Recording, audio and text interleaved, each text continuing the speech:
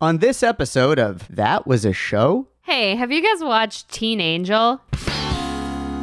That was a joke. I feel bad for the set decorators who put so much time and effort into filling these rooms to make them look realistic as if it matters. Yeah. It's really not a bad set. It's fine. The set is fine. But first, a few words from the hosts. We began working on this fun podcast back in February of 2020, in the before times, as we say. But it's been a passion project for much longer than that. We recorded the first 3 episodes back when we could still sit together in a studio, before the need for social distancing. We never could have predicted that it would be launched during one of the most tumultuous periods in recent history. We hope that it brings you a bit of laughter and joy during these uncertain times. Most importantly, we wish to express our immense gratitude to the healthcare and essential workers keeping us safe, and our love and support to everyone fighting for justice and equality for Black and Indigenous people in Canada, the United States, and worldwide. And now, on to the show. Cold open. We grew up during peak sitcom, Seinfeld, Friends, The Fresh Prince. But those shows were diamonds in the rough. This podcast is not about those diamonds. It's about the rough. Some sitcoms were briefly popular in their time. Some were canceled almost immediately. You probably won't recognize most of these, and you'll ask, that was a show?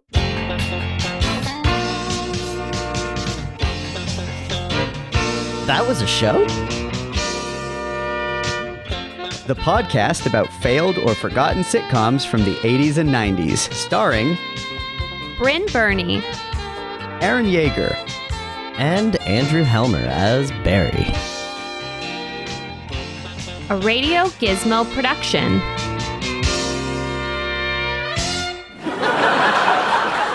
Hey, everybody. That was Aaron Yeger, one of our hosts.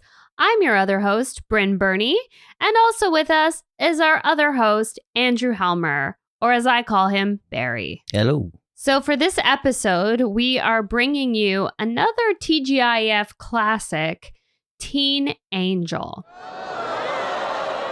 Teen Angel premiered in September 1997 and was canceled after 17 episodes.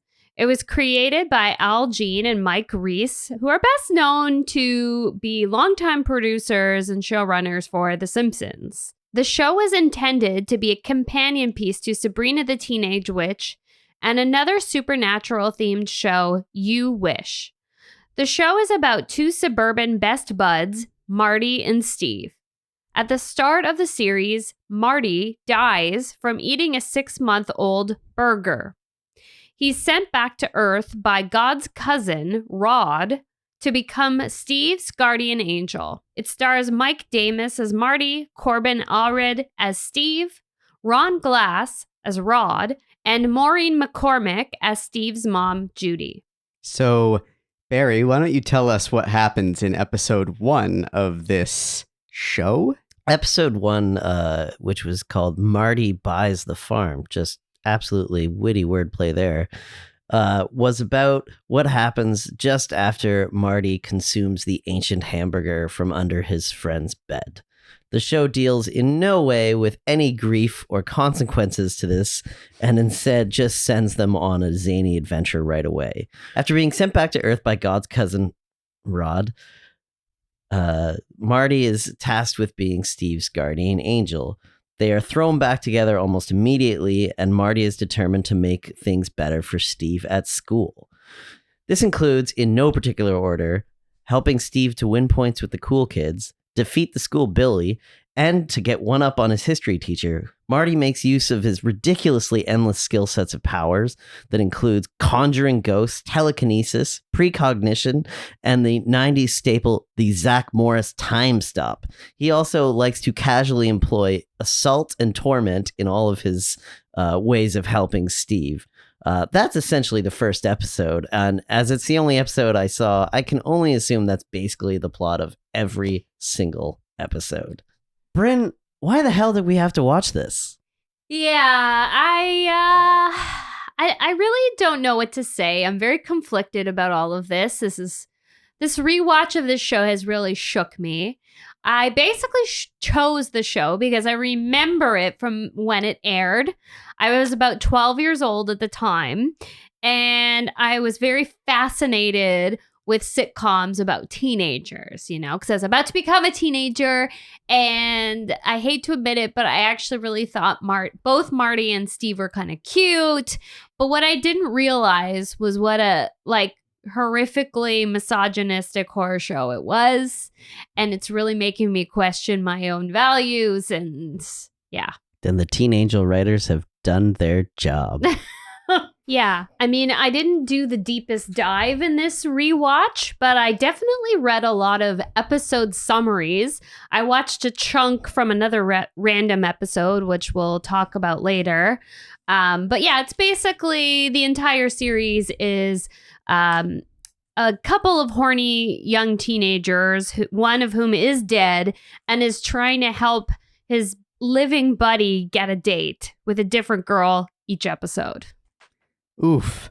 Also, I'm going to do a Wikipedia-style disambiguation here. This is not to be confused with the 1989 Teen Angel, which was a 1-hour serialized drama based on an extremely similar premise. Interesting. That one lasted 12 episodes. But that one had Jason Priestley and Jenny Garth in it, didn't it? Like from 90210. Yeah. Correct. But we're not going to talk about that because it's not a sitcom. Yeah. So, where do we even start with this thing? Okay, I know where I want to start. Let's talk about the conversation in the bedroom and that leading to the burger consumption and death sequence. Just basically what happens in the first scene of the show. Because I feel like there's so much terrible with that first scene that it really is a good primer for the whole show. Yeah, so basically it's Marty and Steve hanging out in Steve's bedroom, and I feel as though it's been written that they're high, but obviously because it's for a TGIF audience, they can't show them as being stoned, so they're just goofing around like very sweet and innocent young teenagers. But apparently they didn't need to censor the pervy comments and misogynist comments.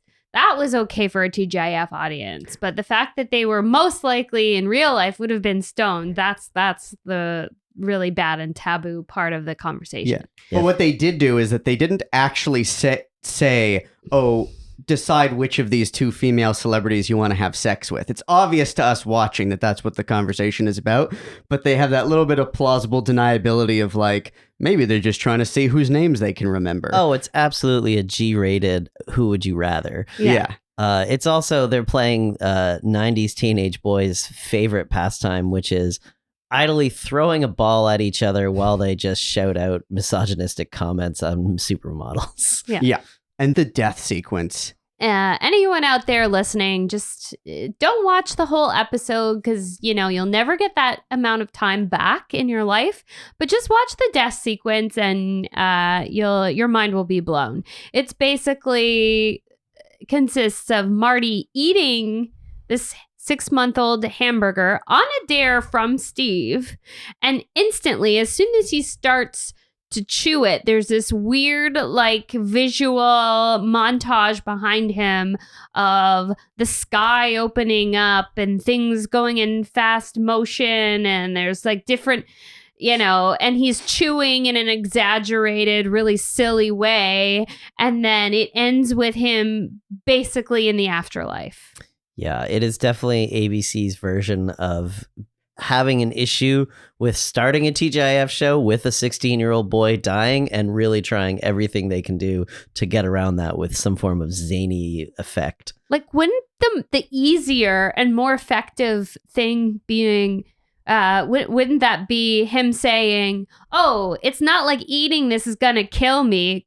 Cut to his funeral"? Wouldn't that make way more sense? That would have been better than what they actually did. Absolutely. And would have been a lot cheaper to shoot and would have, Yeah, but that's the way it would be done today. Yeah. What I expected for 90s was that he'd eat it, and then an hour later he'd be feeling really woozy, and then an hour later he'd have a severe fever and be really sick and throwing up, and then he'd go to the hospital. There'd be the ambulance, boo, goes to the hospital, and then he's dead. Or like I thought they'd at So, least so you were looking for like the extended dysentery plot line in the TGIF pilot? Well, he doesn't even swallow the first bite. Yeah, it's so weird. He just starts chewing and instantly like the contents of this burger are we are to assume so potently virulent that he dies instantly without even swallowing it. I was saying earlier, like it would have been great to have like a little more of an explanation, like,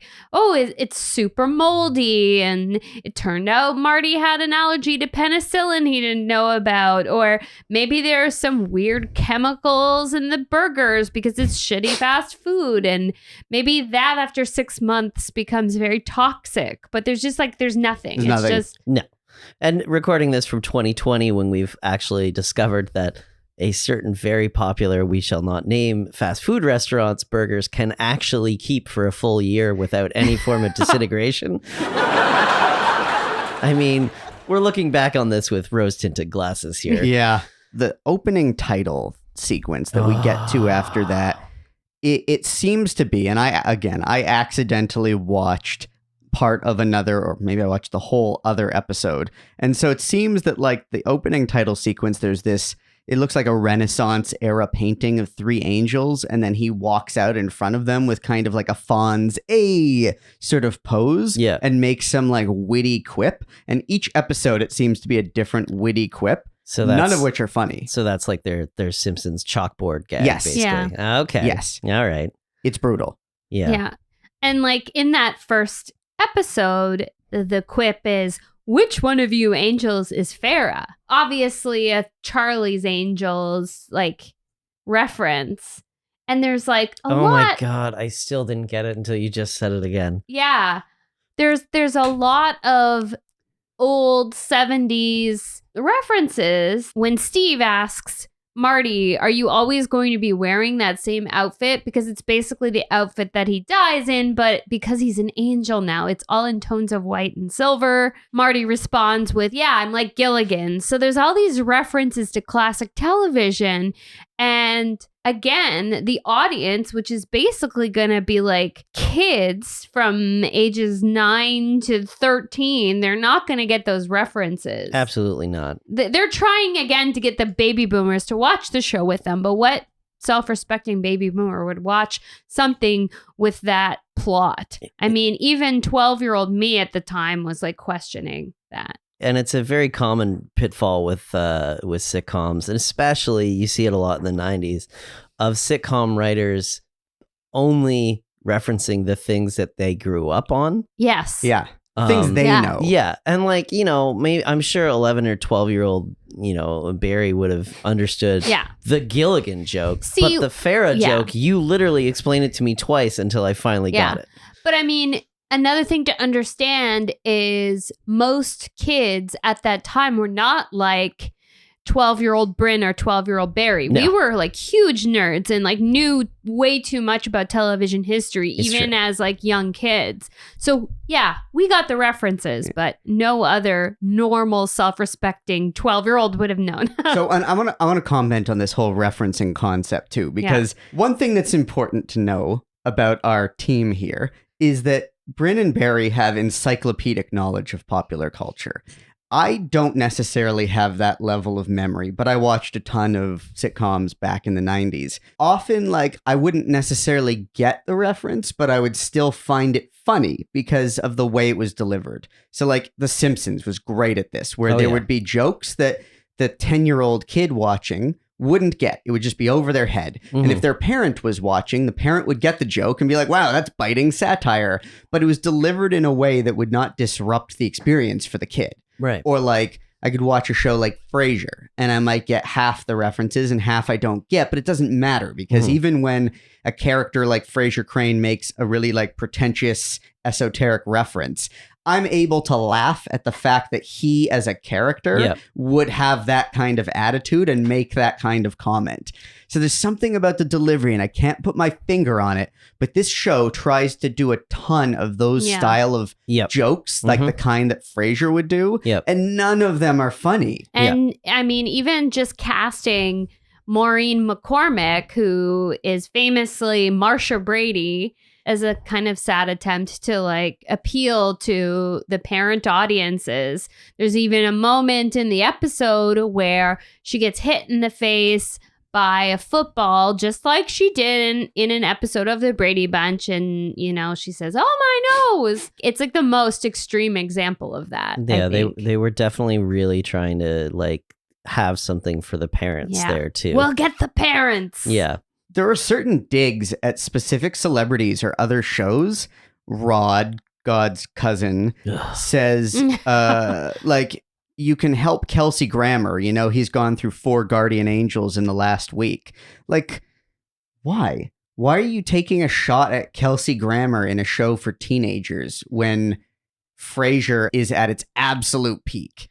Yeah, I mean, I can't really speak to what was going on in 97, but I thought we didn't realize Kelsey Grammer was an asshole until way later. No, not at all. He was a huge celebrity, the star of like one of the top rated shows. Yeah. And I don't think anyone at the time had anything really negative to say about him, at least not you common. know what No, this is, that guys? joke wouldn't make that joke wouldn't make sense if he wasn't. You know what this is? It's the producers and comedy writers poking fun at their buddy, maybe, because they also dig at Chevy Chase. And it seems like it's this old boys comedy club. Yeah. You know, it seems like maybe they're just digging at somebody that they... Maybe, a friendly rivalry or... Right, because it's buddies. like a popular show on a rival network or something like that. Yeah. Sure. But either way, if you're like the presumably like 15-year-old who's supposed to be watching this, you're not going to get those jokes. Yeah. No, again, I think a lot of it is them really thinking that there are parents watching this and being very, very mistaken on what the parents of North America were doing at the time. I know. And then the jokes that are clearly in a style directed at teenagers are so pat. Like there's one joke where it's like, nice haircut, not...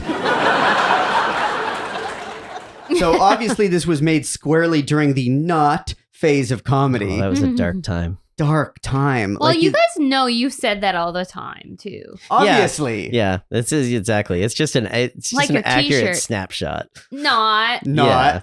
Someone should have thrown me a 3-show deal from a major network. It's true. Because I was coming up with shtick like that all the time. Yeah. Actually, interesting side note, the speculation of whether they were smoking weed in the bedroom. There is that line of dialogue later where Steve walks into the room and the mom says something like, "You're in a really good mood today."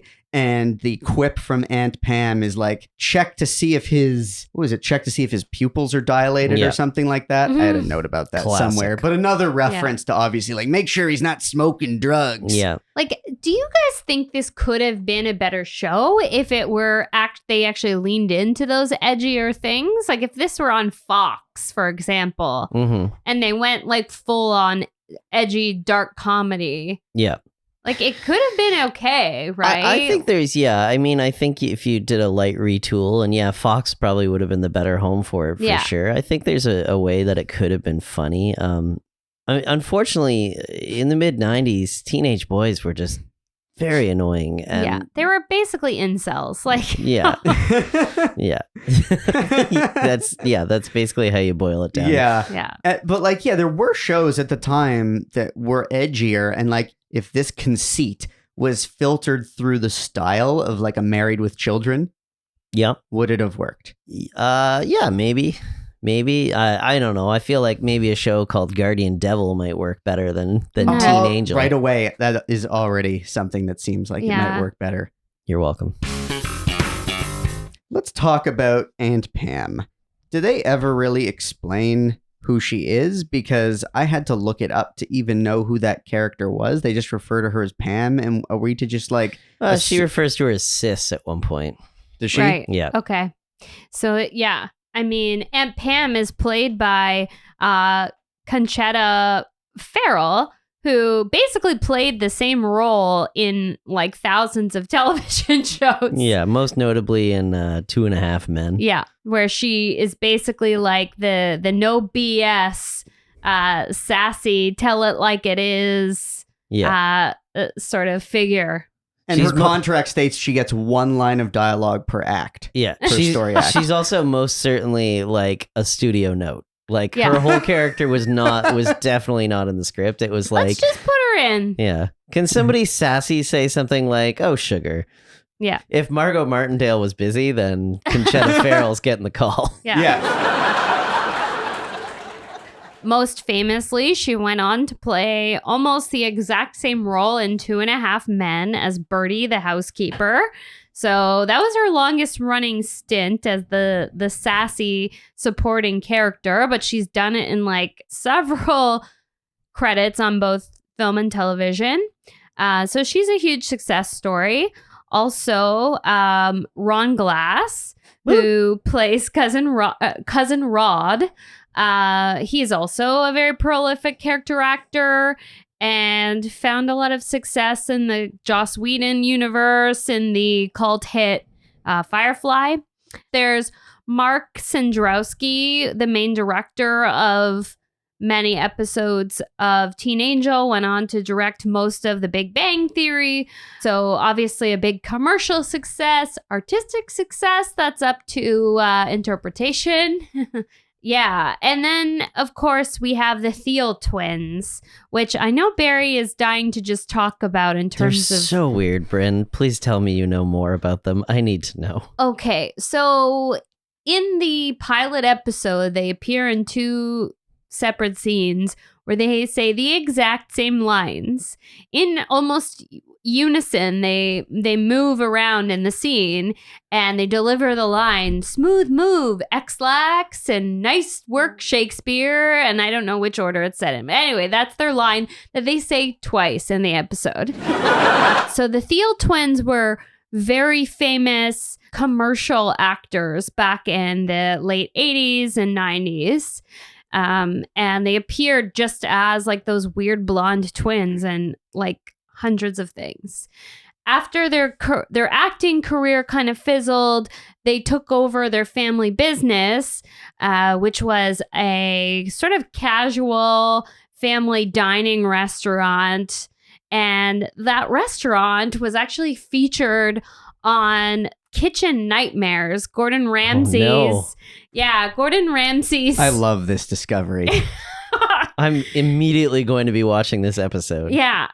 So I desperately need to see that. I've been obsessed with Kitchen Nightmares. It's one of the few. Oh, I love it too. Yeah, one of the few trashy reality television shows I really get into. Anyway, Gordon Ramsay comes in. I can't remember the name of the restaurant, but it's, your standard American casual dining, but it has a lot of Italian food restaurant. And it's wild. Like, it is one of the best episodes of that reality show. Like, the twins are like, they're just on fire. So I remember seeing in this rewatch, I was like, who are these guys? What did I see them in recently? And of course, because the video that we were watching of Teen Angel is like really low quality, I couldn't quite like get the full picture of what these guys looked like. I rewatched the Kitchen Nightmares episode and I was like, it's them, it's the guys from that restaurant. And so that's just like a fun little nugget for anyone. At first I was very confused because I was like, oh, so this episode is absolute bullshit and these guys are actors. So like this episode is not really, a real thing. Because like obviously a lot of reality television is like, BS and manipulated. But I did more research on it, of course, because, I don't have much going on. And these guys genuinely did run this family restaurant. And unfortunately, it has been sold and they've kind of run into tough times these days. I just Googled it. The restaurant was called The Capri Italian. Oh. And it went out of business permanently just late last year. Oh, God. What city? Oh, geez. It's in California. Okay. So, as I mentioned at the beginning of the episode, Teen Angel was created by Al Jean and Mike Reiss, who worked on The Simpsons for many seasons. And after the epic failure of Teen Angel, Al Jean just went right back to The Simpsons and was their showrunner from 2001 till today. So is it correct what I read that I guess he left The Simpsons after season 4 to do this? He left The Simpsons, I believe, after season 4. He signed a 3-year deal with Walt Disney, and I believe Teen Angel is the only project that would ever come out of that.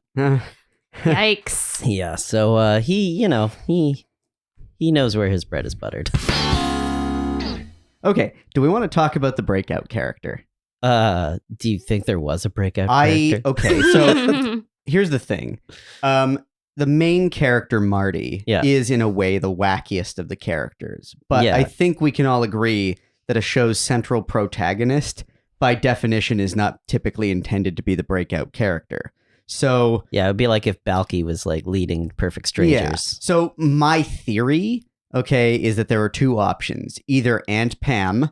Yeah. I don't know if she goes on to be a bigger player than she is in the first episode. I think she's there in case they need a breakout. Okay. Or Rod, God's cousin. No. Hard. It's Marty. Yeah, it's Marty. It's all Marty. It's all Marty. They want him on the t-shirt. That's who they want on the t-shirt. It's really weird because technically Steve should be the protagonist and Marty should be the breakout character. The funny sidekick. Right. Yeah. We want to see Marty in the afterlife. So they write all of these afterlife scenes with Cousin Rod. And I would imagine there's a first draft of the script that was the other way around. Yeah. But that would have definitely involved them having to actually acknowledge Steve's grief for losing and depression and subsequent depression. He lost his best friend at 16. And at one point, Conchetta Ferrell's character simply implies that his friend is in hell burning. Yeah. As one does to their nephew going through a hard time. And also, shortly before the death of Marty, apparently Steve's dad had left the family. So poor Steve had a lot going on. So I didn't catch the dad having left until a rewatch. And that's interesting. That actually might bring us into a trope count because random missing parent is definitely a sitcom that's a good trope. one. Yeah. Last episode we talked about the blended family. There's always some sort of divorce element in a 90s family sitcom. Sure. Or even the death like in Full House, which is bizarrely dark. I think it's funny that you mentioned it because there's another trope is the live-in aunt was very big in the 90s because you had or Full House with you had Full House had it. Family Matters had it with Aunt Rachel. Another glaring thing is the hot mom trope. Oh sure. Yeah, that one is apparently a necessity. Marty even comments on how hot Steve's mom is. She comes in a slinky nightgown for absolutely no reason. She's making breakfast. And going back to what we were discussing at length before, these jokes that are pop culture or current events references that are so obviously within the taste of the older writers who are writing the show not at all applicable to the target audience. For sure.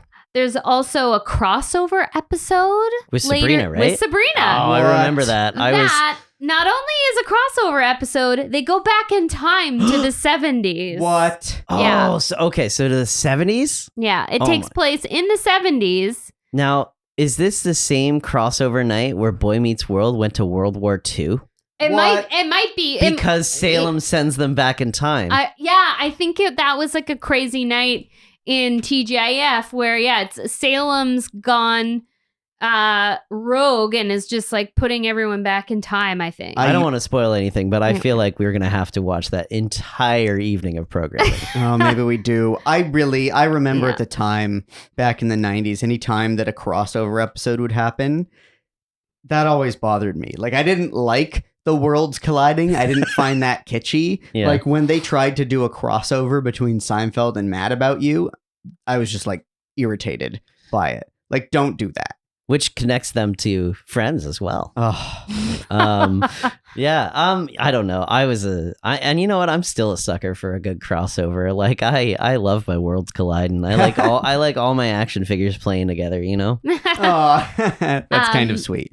Another way less exciting trope is basically a big age gap between children in the family. Oh yeah. Steve's younger sister is probably about 8 years old. I'll give you $5 if you can tell me your name. It was Katie. I think it was Katie. Oh, But maybe that Don't was the make name bets of the with actress. Brynn like that. You will lose money. Yeah, but I mean, there's no way that character had a name. Okay, well, no, let's look it up right now. So, big age gaps. There's always a little kid and a teenager, which is actually really rare in real life. Barry, I know in your family there's a bit of that dynamic. You were a bit of an oops baby. I'm 9 years behind my next brother and 12 behind my oldest. But like in general, it's not that common. Like I can attest, though, I was a real cousin Oliver, so I definitely was brought in to drum up the ratings again. yeah, but don't you guys like kind of remember how many sitcoms, especially in the 90s? Oh, yeah, Boy Meets World had Morgan. There was like a baby and a 16-year-old. Oh, sure. Oh, yeah. Yeah, because you need the cuteness of the baby, but Yeah. you need the ability to write complex plots that you get from the adolescent. Yeah. And Ruthie famously entered into the Cosby Show and definitely was an example of a child being brought in to once again revisit the dynamic that existed at the beginning of the show. You mean Raven Simone's character? Yeah. Her name was Ruthie? Yeah. I don't think so. Oh, she certainly was. Yeah, it was Katie Beauchamp. That is Steve's sister. I was right. Damn. Okay, let's look up the Cosby I know Show better now. than to make bets with her. Here goes your $5. There goes $5. This isn't a bet though, because I don't really know the name. I just doubt that it's Ruthie. We don't need to really. We don't really need. Double or nothing. I'm going for it. Oh, it's Ruthie. I watched a lot of. Doesn't matter what you watched. We don't need to. It's either. Oh, it could be Olivia. It's Olivia. Right? Raspberries. Yeah, it's Olivia. All right. Ruthie was the next. Ruthie was the kid from Seventh Heaven. Yeah, Ruthie was the kid from Seventh Heaven. Oh, I got another trope that Okay. I'm not trope? sure if this is a trope, but I feel like the really mean teacher that needs to be overcome. That's Yeah. a sitcom. I don't remember. I don't definitely. remember overcoming a teacher growing up. No, there were the teachers that you actually kind of liked, Yeah. and then the teachers that you didn't really like, so you basically ignored them. And like one assumes that Mark Metcalf never came back in a future episode, so like you have to deal with that teacher all year long. You can't break him in the first day of school. that is definitely a trope. Oh, I have one. Mm. The floating head character. Oh yeah, Zordon. Yes. Yeah. Yep. That's exactly what I was thinking. Oh yeah, for sure. Floating head, absolutely. Yeah. They really felt they had nailed that effect, and they just needed Yeah. to use it as much as possible. Yeah. Twins who dress and speak in unison. Yeah. Also a big sitcom trope. Yeah. You can tell if you're watching a sitcom or a horror movie based on the delivery of the twins speaking in unison. I'm going to call this trope the "you ruin everything, just leave me alone" trope, which is that interpersonal conflict amongst high school kids always comes down to a moment where one of them says to the other in the angstiest way possible, "You ruin everything, just leave me alone." Maureen McCormick only lasted 11 of the 17 episodes. Mm-hmm. Now, I'm wondering if it was because it was just so bad that she had to leave, or if it was because of things in her personal life, because unfortunately she had a lot of personal issues, including addiction issues.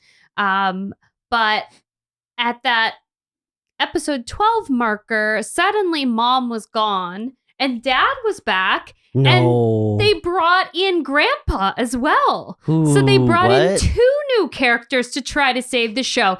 They were the cousin Oliver in this case. Okay, so yeah, that's definitely a clear instance of a They show knew it getting was doomed. a show getting an order pickup and retooling at the order pickup. So they probably had their first 11 in the can. Got a series order pickup, maybe around 7 or 8, and they were told to clean it up. Guaranteed that's what happened. So, under why was it canceled, my note is that it's an uncomfortable premise to begin with, that really just the idea of having to deal with this dead this dead kid who can only interact with his one friend. Like, there are only so many plot lines that you can build around that are super cliche until you have to at some point explore things that are a little bit too serious for TGIF. So in our ongoing desire to try to write our own show pitch on something that would absolutely get greenlit in the 1990s, I'll recap that based on Aliens in the Family, we know that we want to do a blended family with a twist in a suburban home. Absolutely. I think after watching this, we can assume that a teenager navigating the pitfalls of high school would be useful. But not with the help of an angel. Do either of you have an idea of who his or her confidant could be instead? Could be a demon instead. Guardian devil. Let's do it. Okay. Yeah. So we have a guardian devil helping a teenager navigate the pitfalls of high school. Sure. As part of a blended family. Let's also just throw in a live-in aunt because it's going to come up again. Yeah. Oh, yeah. Is there any other live-in, like, more distant relative? Oh, sure. Well, I mean, we had Cody living in the van. What was his relation on Step by Step? He was a cousin. He was a cousin. Okay. He was Frank's nephew. Okay. So snide remarks from a live-in relative, basically. Yeah. We're getting there. We'll build the greatest pitch that television has ever seen. So I only watched the pilot, but you guys both mentioned that you watched a little bit further. Did you watch another full episode? What was the deal there? Unfortunately, yes, I watched another full episode. I just watched a chunk of another episode, so... Okay. So what went down there? A few noteworthy things. The first scene seems to be giving a pretty hard sell on the existence of heaven. This, I believe, was coming from Aunt Pam. So when I started watching it did feel like it was the beginning of a first episode. I mean, I get where you're going with this, but I really just think she's like one of those weird ladies who just likes angel statues. Like, that's a thing. Like, they're not religious. They just like angel statues. They like the porcelain. The precious moments. Yeah, like that's like fully what the scene is, Barry. I was wondering about it. I was like, maybe they could have just solved all those problems with exposition if they just wrote a song that explained the plot like every other 90s sitcom. Yeah. Oh, but that song would have been unlistenable. Teen Angel. Ooh. Another thing from this particular episode is I guess it's kind of tropey as well. There's a plot where Steve is refusing to dissect a frog, which has basically been done in every single sitcom, every family drama. All of them. Also, we're also 2 frogs for 2 in two shows. Oh my God, is this a thing? Oh boy. So anyway, he's refusing to dissect the frog, and as a result, his mom Judy has to go to the school and speak with the teacher, and the teacher is played by Yardley Smith. Nice. And Judy, the mom, and the teacher are having this like nice little conversation together. And all the while, little shitty Marty is observing for some reason. And he makes a comment, "Oh, female bonding. This looks like the devil's work." Oh, yep, no. That's what he says. So with Yeardley Smith, it seems like Al Jean might have been calling some old Simpsons friends because I caught Marshall Wallace's name in the credits for the pilot. Yeah. Brutal. There was also an OJ trial reference in that same scene. Yeah. I can't pretend that I Very didn't notice that. I mean, it was hard to get through a single day in the mid-90s without bringing it up, so I get it. At least that was like time appropriate and that the kids would have gotten that reference. Oh yeah, they definitely would have. Also, the mother's full name comes out in that scene. Judy Rudy Faluti. Just A+ writing. Like, to commit to that kind of silly throwaway name gag for an ongoing character.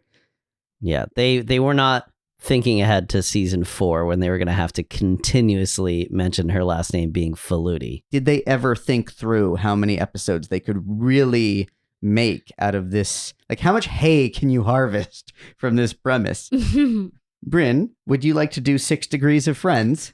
Oh, sure. This one actually was quite straightforward. How many degrees do you guys think separates Teen Angel from Friends? Once again, I'm going to posit that did Maureen McCormick date Joey? No. All right, so I'll go with 2 degrees. And since you said that it was pretty straightforward, I'm also going to go low. I'm going to also say 2 degrees. Teen Angel is separated from the sitcom Friends by 1 degree. Not only did both Conchetta Ferrell and Ron Glass guest star in Friends, but Gary Halvorson directed for both Teen Angel and Friends. Barry, do you have an idea of how this show might have been pitched at the time by a drunk or coked out producer to a network executive? Yes, I think I might be able to pull this one off. Hey, Aaron. Uh-huh. Have you watched Sabrina the Teenage Witch? Uh-huh. It's a great show, isn't it? Uh-huh. There's only one problem. It doesn't have a boy as the main character. Why don't we do Sabrina the Teenage Witch, but a boy? Yeah. It would be great. He's got magic powers and he gets to help people through their problems. And it might be a great way to do a realistic exploration of how a teenager might cope with the death of his best friend. You lost me. All right, just the other stuff then. Okay, so Teen Angel, what did everyone think of this? I think the most generous thing I can say about it is that I liked it mildly more than Aliens in the Family. That's a pretty low bar. I found a few little tidbits in Aliens in the Family almost redeeming on a conceptual level, but not well executed. Whereas, actually, to be honest, Teen Angel, it was a slog to make it through. Like, I watched 2 episodes, and by the end of that, I was done. Basically, a terrible, horny, anti-feminist version of Sabrina the Teenage Witch. Terrible. So how many stars? -15? Perfect. All right. Well, on that note, I guess like Marty, this episode is dead. All right. I like that. That. This was fun. We all had a lot of laughs, but some things are no laughing matter. What lesson did we all learn from today's show? We learned that if you're going to do fantasy, you need to spend more than $50 on visual effects. And cut to credits. That Was a Show is a production of Radio Gizmo. Subscribe on your favorite podcast platform and follow us on Instagram for info about upcoming episodes. If you enjoyed the show, tell your friends about it. Next time on That Was a Show, I'm not sure what that's supposed to be. A beauty queen or something? Oh, who the hell knows? Gotta say, this was a genuine, Did not see this coming, did you? No. Anytime this show earns a legitimate laugh, I'm always embarrassed that it makes me laugh. Yeah. The jokes are just set up those pins, knock them down. Knock them down. Radio Gizmo.